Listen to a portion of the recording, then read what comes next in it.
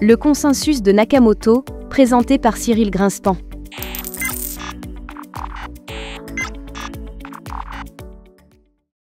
Les fonctions de hachage constituent une primitive cryptographique essentielle.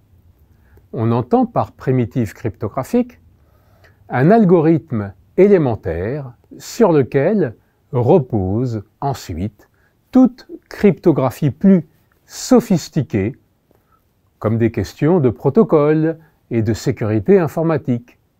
Un exemple étant des histoires de consensus distribuées sur Internet ou dans des réseaux de crypto-monnaies.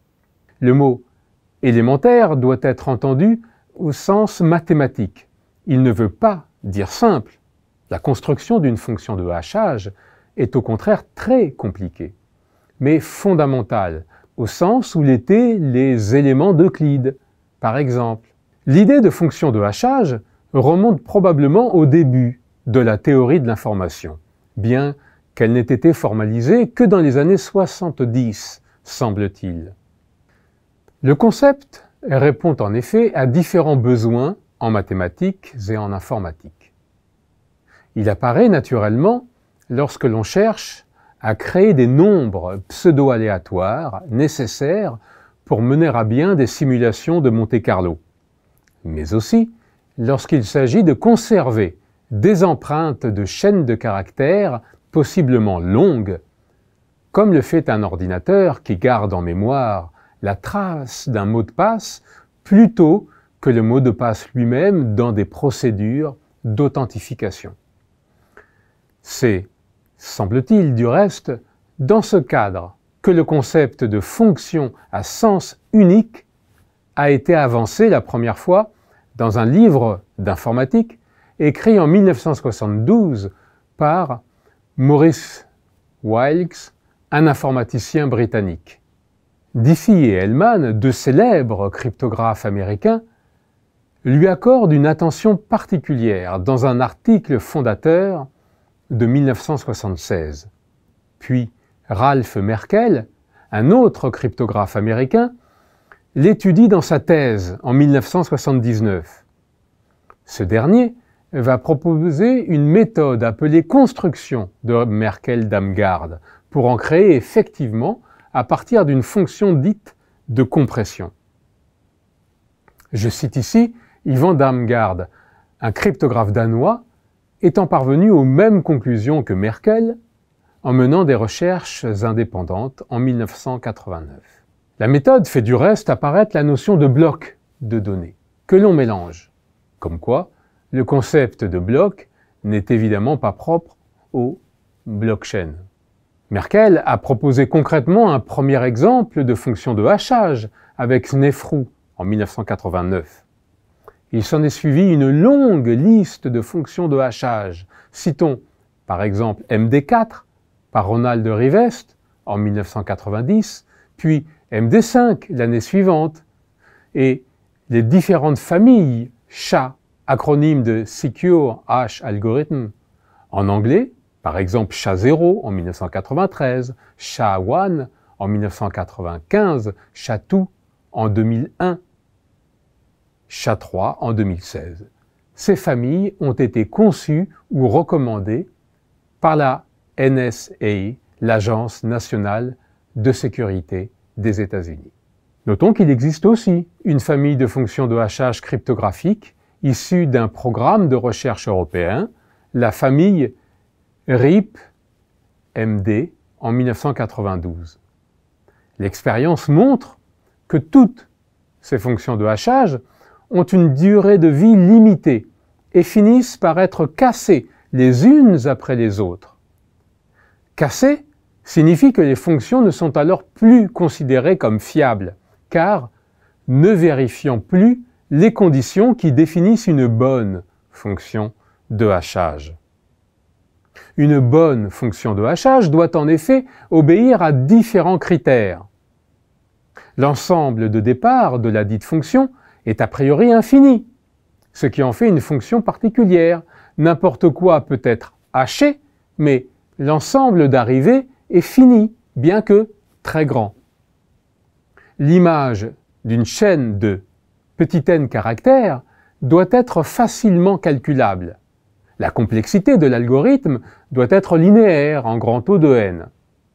Les images calculées par la fonction de hachage, appelée h, doivent sembler uniformément réparties parmi toutes les valeurs possibles.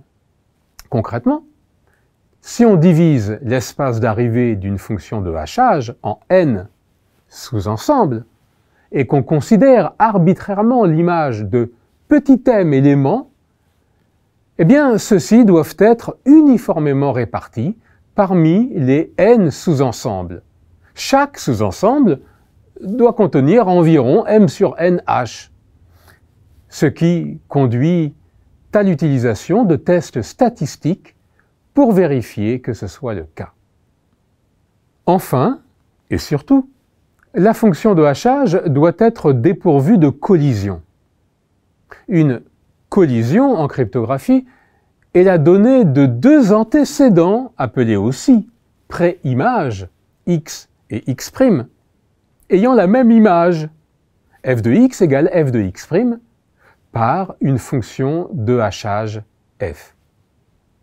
Les cryptographes sont plus précis et définissent trois critères distincts. Résistance à la première préimage, savoir fonction à sens unique. Étant donné un h possible, y, il est impossible de trouver un antécédent x tel que f de x égale y. Résistance à la seconde préimage, savoir résistance faible. Étant donné un antécédent, x, il est impossible de trouver un second antécédent x' distinct de x, tel que f de x égale f de x'. Enfin, troisième condition, absence de collision, résistance forte. Il est impossible de trouver deux antécédents distincts x et x' possédant la même image par f, f de x égale f de x'. En réalité, étant donné que l'ensemble de départ est infini, tandis que l'ensemble d'arrivée est fini, une simple application du principe des tiroirs montre qu'il y a toujours des collisions possibles. Si l'ensemble d'arrivée est de cardinal grand N, il suffit de considérer grand N plus 1 préimages possibles. Deux d'entre elles auront forcément la même image par f, d'où l'existence d'une collision. Donc, impossible veut dire juste calculatoirement impossible, c'est-à-dire impossible avec les moyens dont on dispose et qui changent au cours du temps. L'attaque imaginée ci-dessus pour produire une collision est une attaque dite par force brute. Elle consiste à passer en revue des tas de préimages possibles et calculer leur h. Avec une probabilité 1, elle conduit à une collision, mais elle est impossible à mener en pratique si grand N est très grand. Une version probabiliste du principe des tiroirs se rencontre dans la vie de tous les jours. Si une classe surchargée contient plus de 366 élèves, alors, certes, suivant le même argument, il est certain qu'au moins 2 élèves fêteront leur anniversaire un même jour. Mais si une classe contient juste 23 élèves, il y a aussi une probabilité d'au moins 50% pour que cela soit le cas. C'est le paradoxe des anniversaires, qui en réalité n'en est pas un.